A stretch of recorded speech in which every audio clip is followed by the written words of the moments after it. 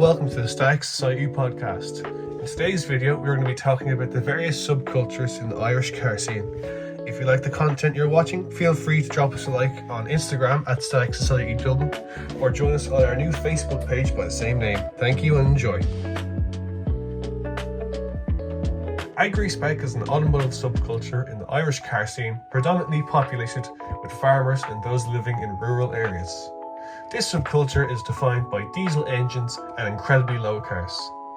Diesel cars such as TDI Golfs, Boras, Seat Leons and Peugeot 306D turbos, among other vehicles, are highly sought after in this subculture. This group also tends to encompass work vehicles and off-roaders, so you get your Volkswagen Caddies, your Toyota Hiluxes and your Toyota Land Cruisers. These diesel engines are often modified to produce large amounts of black smoke, thus making the car reeky, describing the intense smoke coming out of the exhaust, with this practice also being known as rolling coal. Common agri-spec modifications include but are not limited to incredibly low suspension. This is either done by having coilovers maxed out to the bottom, having cut springs that you cut with an angle grinder, or just simply having no springs and driving on suspension. Straight pipe exhausts are used to allow for more smoke to come out of the exhaust and to allow people to hear the turbo noises more clearly, also known as boos and coos, as the turbo spools up and spools down. They add LED and beacon lights so that they can blind everyone when they're driving on the motorway. And finally, the holy grail of agri-spec modifications being the implementation of a poppy air freshener on the dashboard. This lets people know, despite being completely filthy, being slammed to the ground and being bellowing black smoke, it smells like cherries inside the vehicle. The dominant fashion in this subculture includes, but is not limited to, the wearing of brown boots paired with blue jeans, wearing your local counties or local GAA club's jersey, plaid shirts with gilets, and you get bonus points if the gilet features the logo of a manufacturer of tractors, a manufacturer of trucks, and you win the game if you have a farm supply company across the back. This subculture is also referred to as felt-spec due to it being rumoured to have originated from the small town of Magherafelt in County Derry. Lexus and Toyota wanted to build a car that was a sedan that had luxury styling and yet still had some sports pedigree so it could compete with the likes of BMW and Mercedes. What they built was the Lexus IS 200 and Toyota Altezas, which were fairly good at doing the task they were offered for, but unfortunately they were used elsewhere. Today, the Lexus IS 200 and Toyota Altezza are used as drift missiles all over the island of Ireland.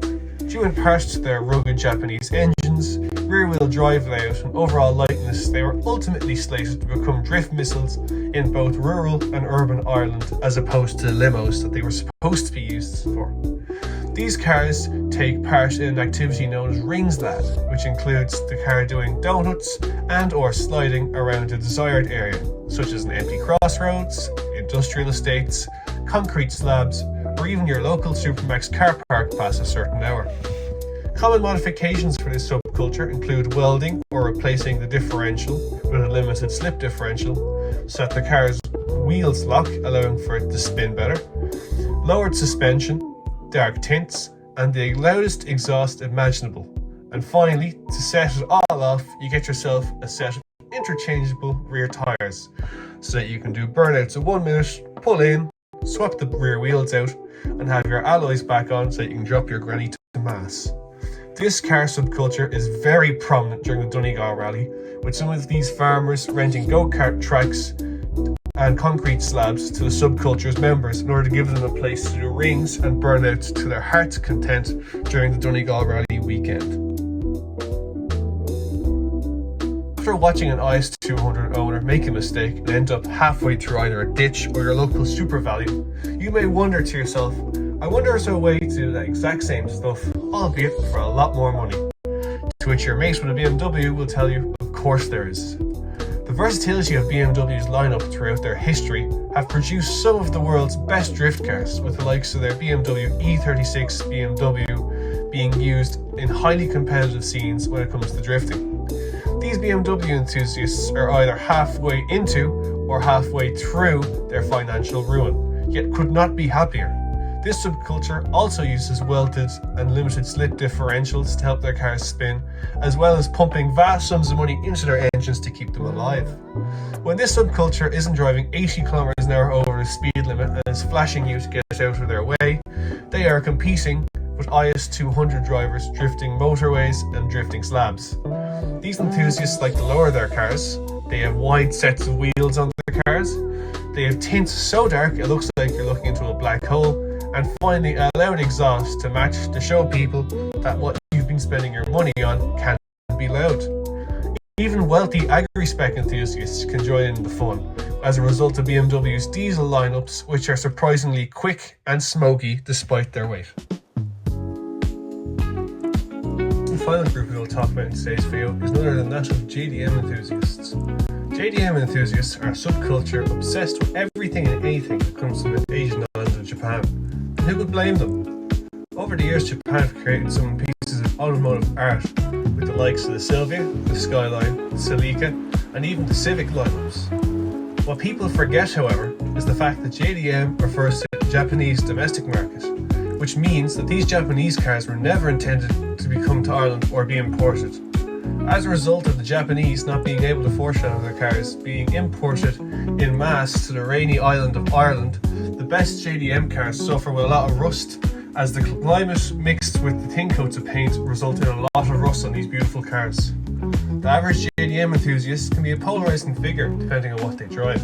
On one hand, you have people driving rusted out K11 Micras with anime decals and an imperial Japanese flag across the bonnet, who are willing to kamikaze their way into any car as long as it guarantees them an overtake on their opponent. On the other side, you have people owning automotive works of art that you can tell have been pumped full of their hard-earned money. This subculture is especially prominent at car shows and can be seen displaying their cars that are over 20 years old, yet have been so well maintained and refurbished that one would assume they've just driven off the factory assembly line in Japan. This subculture tends to be very dedicated to their craft, with JDM enthusiasts often spending bucket loads of money to have various parts and modifications shipped over from Japan. It is advised not to try and race these enthusiasts, as a lot of them are just as obsessed with their car's performance as they are its immaculately clean appearance. Some common mods for this subculture include deep dish 3-piece wheels, period correct body kits, functional aero kits, engine upgrades, and the iconic Jap can exhaust in order for everyone to hear the roar of peak 1990s sports car performance.